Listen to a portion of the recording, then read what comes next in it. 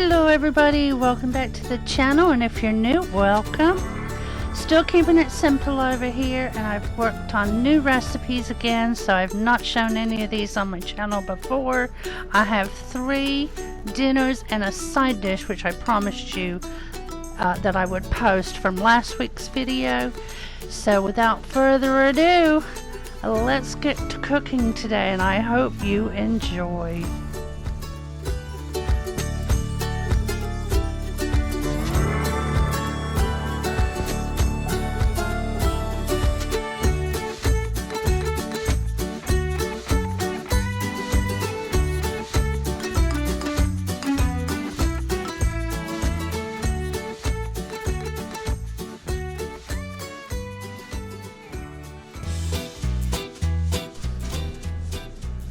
Today we're going to make spaghetti boats, or at least that's what I'm calling them. We made our spaghetti. You can make your spaghetti any way you like it, and then you get some sub rolls and you take out the inner part of it, just like I'm showing you here. One of the guys at Big Daddy's job told me that he had made some like this and they were really good, but I didn't get much of a direction as to how to do it. So this is the way I put it together, and if you want to make changes to it, you certainly can. They were absolutely delicious.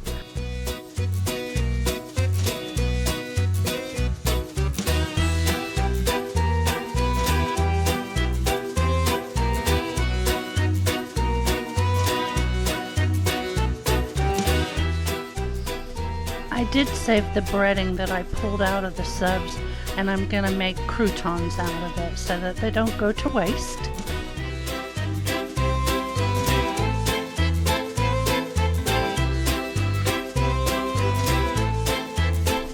I decided to use mozzarella cheese, but they only had the block, so I'm just grating that up.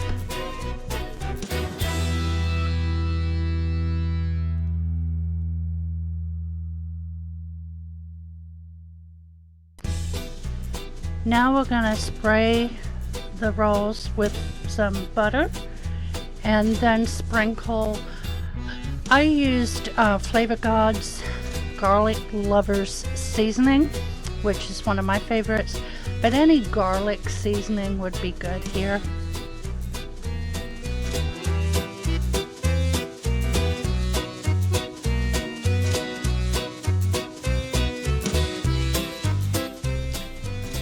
I have the oven preheating to 450 degrees, or I think mine only goes to 400. So now I'm filling these boats with the spaghetti that I made. And I'm going to show you here, I had an awful lot left. Because Big Daddy, I could only eat 1.5 of these, and Big Daddy managed 2, but they are so filling with all the bread. So we had plenty of leftover spaghetti, and I had that for lunch. I think it was 2 days. So it goes a long way. Now obviously you could make 8. It depends on your you know, how many people you're cooking for. So after you get the boats filled, we're going to put the mozzarella cheese on top. We're going to pop that in the oven for about 5 to 7 minutes. You just want to make sure the cheese is melty and bubbly.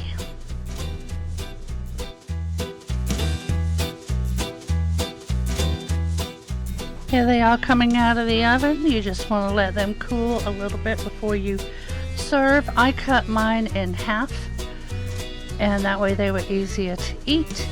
Here are the ingredients that I used, and in the description box below I've typed out some directions. I hope you try them. These potatoes are awesome. So these are what I had in the oven last week when I made the ranch chicken, and that's why I had to do the ranch chicken in the air fryer. So for the potatoes, all you do is put all the ingredients in a bowl, mix them up, put it in a greased baking dish, bake at 350 for 1 hour. So what I have in here is 2 pounds of frozen hash browns. We have 2 cans of cream of chicken soup. I put in a tablespoon of onion powder. Now we're adding the cheese. It said a 10-ounce package, I had a big package, so I just sort of eyeballed it. And now I'm putting in the sour cream, and lastly, a half cup of melted margarine. I'll give it a good combine in the bowl and then put it in our greased casserole dish. Pop it in the oven.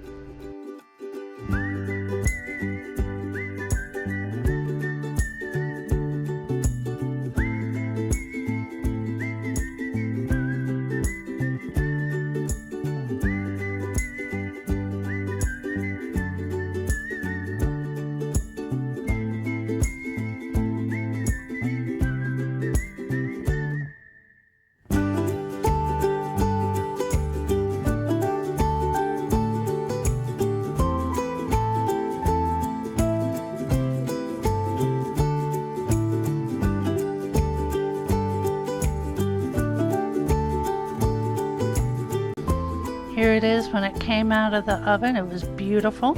And here it is plated up with our ranch chicken and green beans. It was a delicious meal. I hope you try these potatoes because they're super simple and they taste delicious. Here are your ingredients, and your directions will be in the description box below.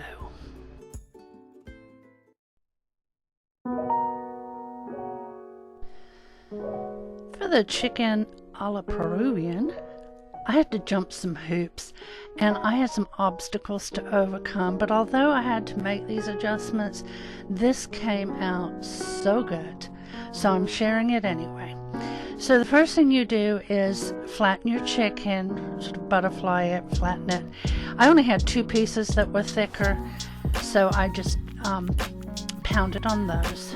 And then the next thing you do is sprinkle with salt, pepper, and garlic. I use the blend from Kinder's that has those ingredients in it.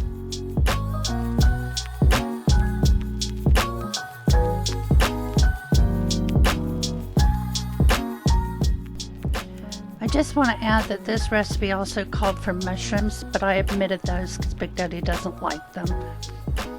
Now we're going to put a piece of ham on top of each chicken breast.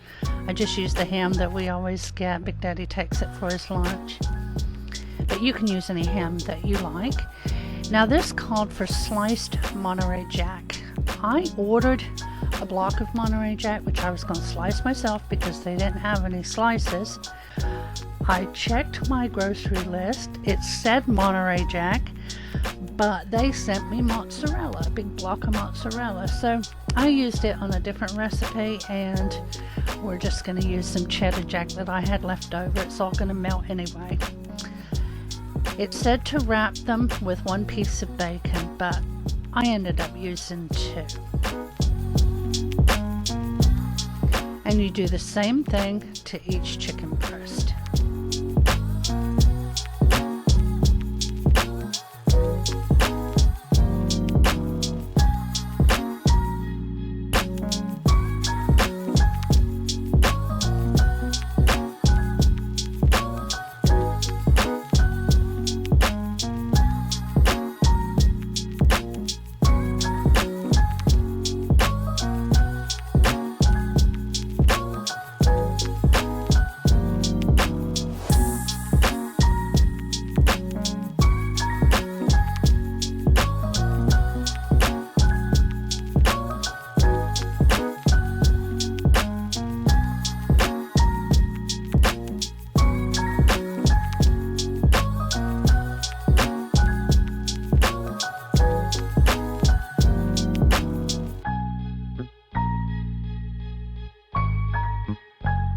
My next adjustment said a can of Coke. I didn't have a can, so I just measured out 12 ounces of the Diet Coke that I had. It said to put it on a baking sheet. I think that's what it said. But anyway, this should have gone on a baking sheet, or not use as much Coke, because the chicken gets liquid as it cooks. So this is what happened. This is how it came out after 30 minutes of cook time, which is what it was supposed to take. The bacon wasn't done, the chicken wasn't done, so I drained all that liquid, put it back. This is how it came out after another 30 minutes.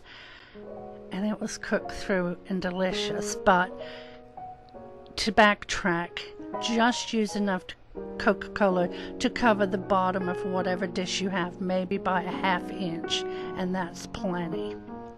And then it probably would have cooked in the 30 minutes because you put it in the oven at 450 degrees.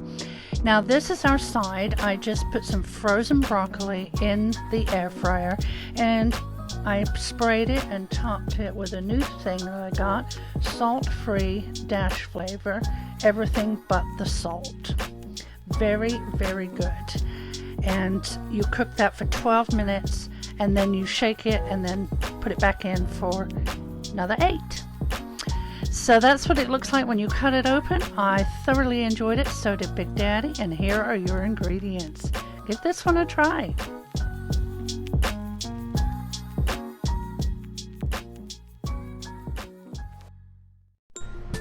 Today we're making meat pie and gravy along with some biscuits. The first thing we're going to do is cook 2 pounds of pork and 1 pound of beef with water until it's browned. The ingredients calls for 3 large potatoes cooked and mashed, so I did mine in the microwave, and now I'm just mashing them with a hand blender.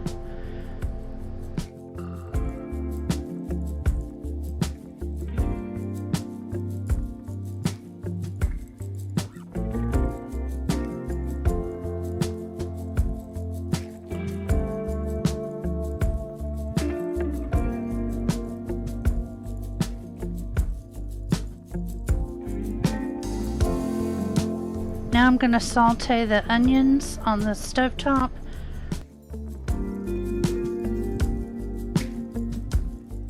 Well, actually the induction cooktop, sorry. And now I'm going to get the meat out of the pot and put it in with the potatoes.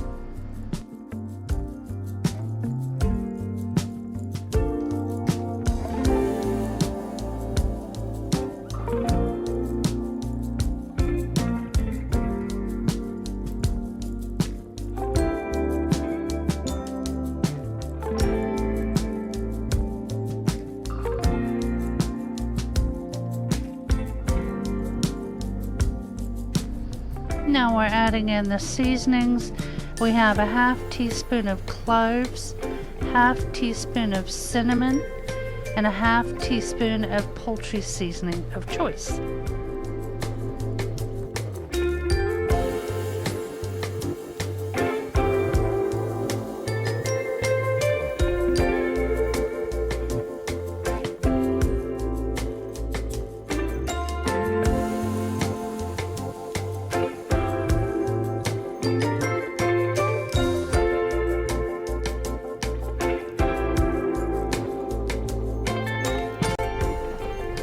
We're going to get this all incorporated. Now I did use this meat chopper first to break down the clumps of meat. And now we'll add the onions, mix everything till it's well combined.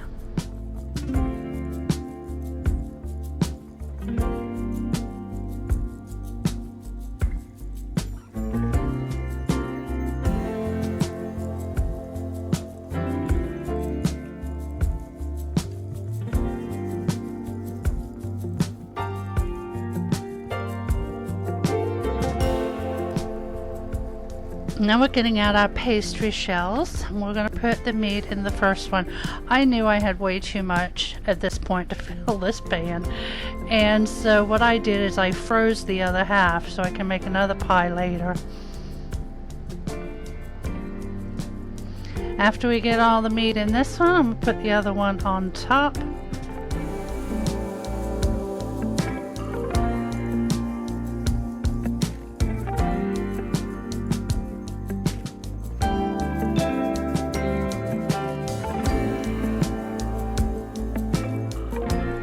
Now this goes in a 350-degree oven until golden brown per the recipe. The pie shell instructions said 350 for approximately 50 minutes.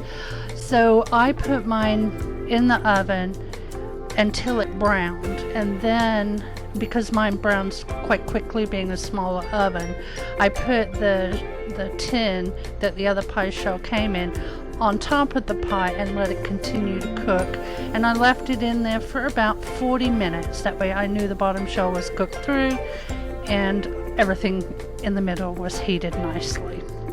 And here it is when it came out. It was so pretty.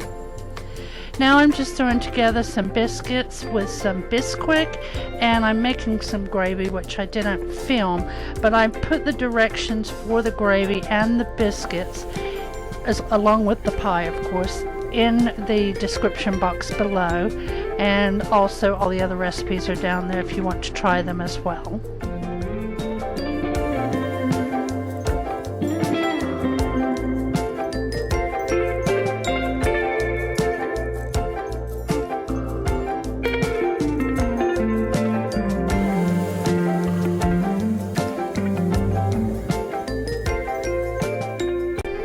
And I just popped the biscuits in the air fryer and I cooked them at, I want to say 400 for about 13 minutes. And you just flip them halfway.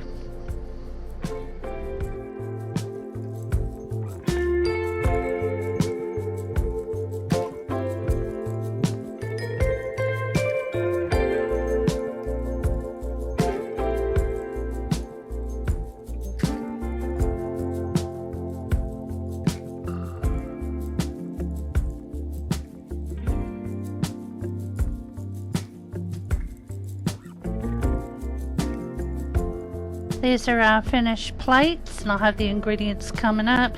These were absolutely delicious. Both the biscuits, the gravy, the pie, everything together was delish. I just air fried some green beans to go along with it. I hope you give it a try.